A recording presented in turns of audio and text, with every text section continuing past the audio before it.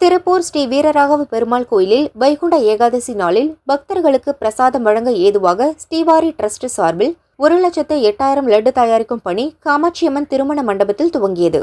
பல்வேறு பகுதிகளைச் சேர்ந்த 25க்கும் அதிகமான சமையல் கலைஞர்கள் கடலை மாவில் பூந்தி தயாரித்தனர்.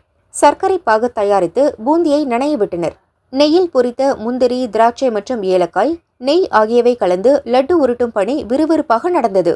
இதில் 200க்கும் அதிகமான சேவார்த்திகள் தலையுறை, கையுறை அணிந்து லட்டு தயாரிக்கும் பணியில் ஈடுபட்டனர். லட்டு தயாரிக்க 3 டன் சர்க்கரை, 2 டன் கடலை மாவு, தலா 16 கிலோ எடையுள்ள 150 டின் ரீஃபைண்ட் ஆயில் மற்றும் 25 டின் நெய், அதிக அளவு முந்திரி, திராட்சை, ஏலக்காய் ஆகியவை பயன்படுத்தப்பட்டது. வைகுண்ட ஏகாதசி நாளில் சுவாமிக்கு படைக்கவும் லட்டு தனியாக தயாரிக்கப்பட்டது.